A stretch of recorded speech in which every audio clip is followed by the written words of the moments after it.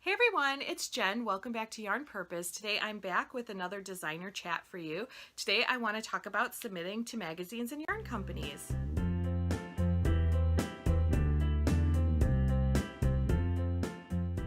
Hey everyone, welcome back to Yarn Purpose. I'm excited to have another designer chat for you today, just talking a little bit about my experiences as a knit and crochet designer and just sharing with you some of the things I've picked up along the way. So today I just wanted to talk about submitting to magazines or even yarn companies. A lot of people, when they're first getting their start in design, they want to know, how do I even begin to work with a magazine or yarn company? So I just want to sort of share my experience with you and sort of give you a heads up on where you could find information on submitting to some of these different companies. So I think that the easiest thing to do is to check out the designers group on Ravelry. I will leave a link to it down below.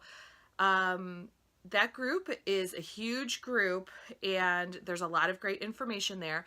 But one of the things I really use the group for is seeing submission calls. A lot of yarn companies and a lot of magazines do post their submission calls there. Oftentimes they will have them on their own website or they have email lists for designers, but when you're first starting out, it may seem overwhelming to try to figure out how to get on all these email lists.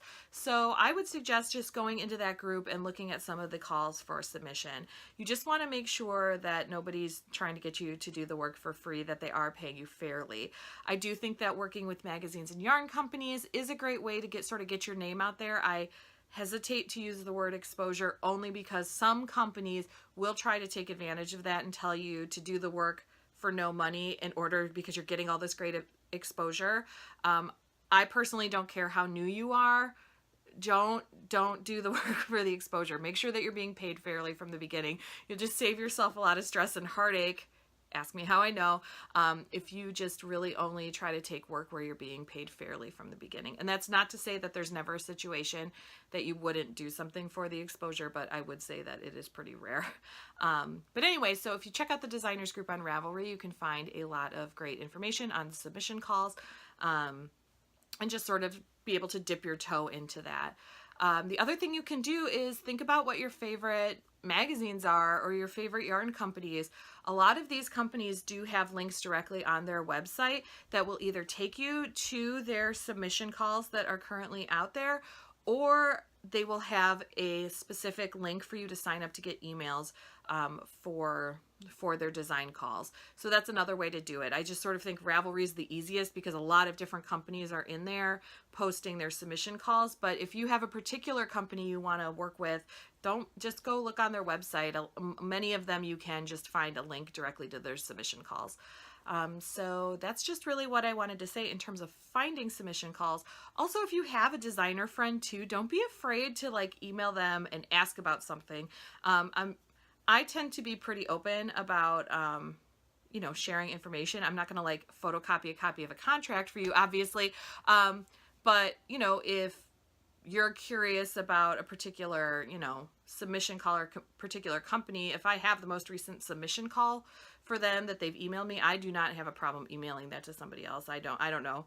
I feel like we're all in this together. Some people might view that as competition. I don't. I'm just whatever. If you want this job, let's all have this job. So, if you're curious about a certain company, I certainly can try to point you in the right direction. I don't get submission calls from everybody, obviously. But I personally, and I know many of my other friends are sort of willing to share that information as far as design call information goes. So the other thing I just wanted to touch on in this video is, okay, so you have figured out what submission call you're going to answer. It's either a magazine or a yarn company. You have got an idea that you think is going to work. What are some sort of tips that you can follow? There's just really a couple that I have, and the first is follow directions. So whatever they tell you to do in the submission call, make sure you do it. If they only want your submission to be on one page in PDF form, make sure you're doing that. Make sure that your contact information is on that document. So just make sure you're taking some time to read what they really want, because I do know that a lot of magazines and yarn companies use that as a very easy way to weed out submissions. Some of these companies are getting hundreds of submissions for like something where maybe they can only take 10 designs or 20 designs or maybe even less than that.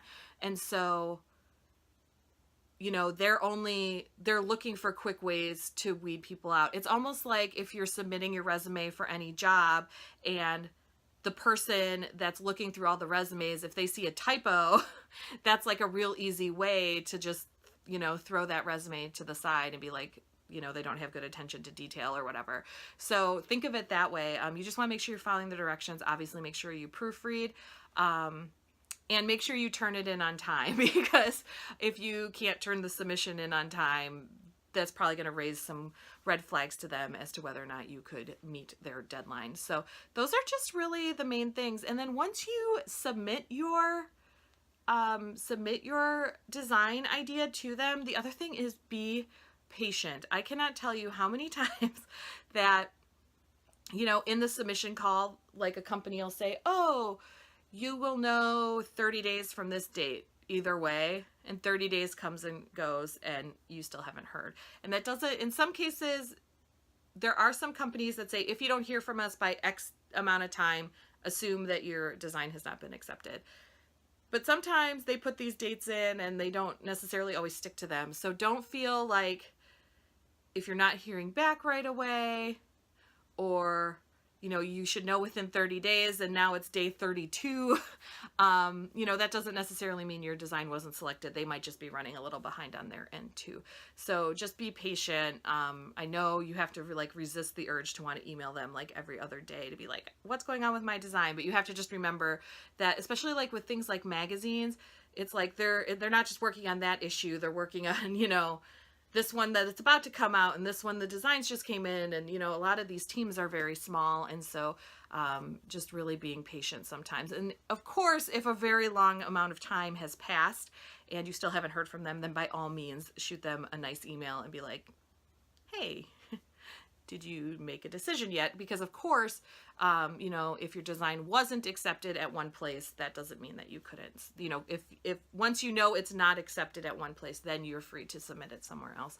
So that's just really what I wanted to say about, you know, design submissions today. Sort of just a quick little thing about where to find them and sort of how to try to get your pattern in a magazine or yarn company. Like I said, I do think that it is a good way to get your name out there, because I have really found that after doing a few patterns with magazines or then with yarn companies, it almost becomes like a little bit easier to get. It's like once you start getting your designs accepted, it almost becomes a little bit easier to get them accepted, from the standpoint of you start to learn what the company is really looking for, so that helps. So you can tailor some of your designs to what they want.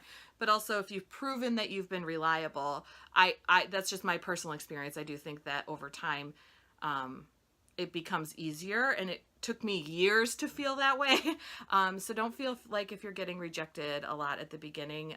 We all get rejected a lot at the beginning, and we all get rejected a lot now, even, you know, doing this as a full-time job. So anyway, those are my thoughts for today.